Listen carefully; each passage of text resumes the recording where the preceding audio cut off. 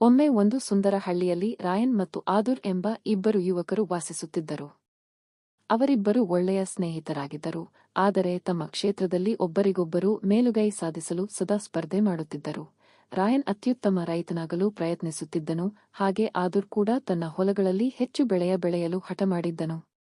ಸದ್ಯಕ್ಕೆ ಅವರ ಸ್ಪರ್ಧೆ ಸೌಹಾರ್ದಪೂರ್ಣವಾಗಿತ್ತು, ಆದರೆ ಹತಾಶೆಯ ಜೊತೆಗೆ ಅವರು ಪ್ರತಿಸ್ಪರ್ಧೆಯನ್ನು ಹೆಚ್ಚು ತೀವ್ರಗೊಳಿಸಿದರು.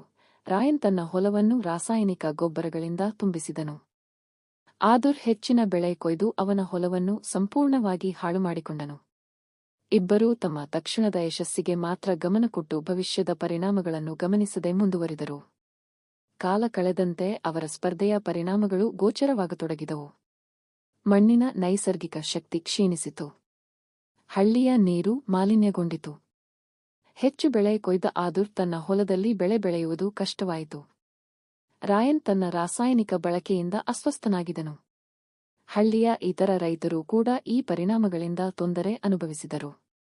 ಎಲ್ಲರೂ ಅವರಿಬ್ಬರ ತಪ್ಪನ್ನು ತಿದ್ದಿ ಸ್ಪರ್ಧೆ ಉಪಯುಕ್ತವಾಗಿರಬೇಕು, ಹಾನಿಕರವಾಗಿರಬಾರದು ಎಂದು ಉಪದೇಶಿಸಿದರು. ರಾಯನ್ ಮತ್ತು ಆದುರ್ ಒಬ್ಬರಿಗೊಬ್ಬರು ಮುಖ ನೋಡಲು ಮುಜುಗರ ಪಟ್ಟುಕೊಂಡರು. ಅವರ ಸ್ಪರ್ಧೆಯಿಂದ ಸಿಗಬೇಕಾದ ಯಶಸ್ಸು ಅವರು ಕಳೆದುಕೊಂಡಿದ್ದರು. ಬದಲಿಗೆ ಅವರು ಹಳ್ಳಿಯ ಸಮಸ್ಯೆಗೆ ಕಾರಣರಾಗಿದ್ದರು. ಇಬ್ಬರೂ ಒಟ್ಟಿಗೆ ಕೆಲಸ ಮಾಡಲು ನಿರ್ಧರಿಸಿದರು. ಜೈವಿಕ ಕೃಷಿ ಮತ್ತು ನೀರಿನ ಶುದ್ಧೀಕರಣ ಕಾರ್ಯಗಳನ್ನು ಪ್ರಾರಂಭಿಸಿದರು. ಸೌಹಾರ್ದಯುತ ಸ್ಪರ್ಧೆಯೊಂದಿಗೆ ವ್ಯವಸಾಯ ಮಾಡಿದರು. ಕಥೆಯ ಪಾಠ: ಸ್ಪರ್ಧೆ ಒಳ್ಳೆಯದಾದರೆ ವೃದ್ಧಿಯನ್ನು ತರುತ್ತದೆ, ಆದರೆ ಅತಿಯಾಗಿ ಮಾಡಿದರೆ ನಾಶವನ್ನು ತರುತ್ತದೆ. ಸ್ವಾರ್ಥದ ಮುಂದೆ ಎಲ್ಲರ ಹಿತವನ್ನು ಮರೆಯಬೇಡಿ. ಸೌಹಾರ್ದಯುತ ಸ್ಪರ್ಧೆಯು ಸಮೃದ್ಧಿ ತರಬಲ್ಲದು, ಆದರೆ ವಿಷಕಾರಿ ಸ್ಪರ್ಧೆಯು ಹಾನಿ ಮಾತ್ರ ತರುತ್ತದೆ. ಈ ಕತೆ ನಿಮಗೆ ಇಷ್ಟವಾದರೆ ದಯವಿಟ್ಟು ಲೈಕ್ ಮಾಡಿ, ಶೇರ್ ಮಾಡಿ ಮತ್ತು ನನ್ನ ಚಾನೆಲ್ ಅನ್ನು ಸಬ್ಸ್ಕ್ರೈಬ್ ಮಾಡಿ.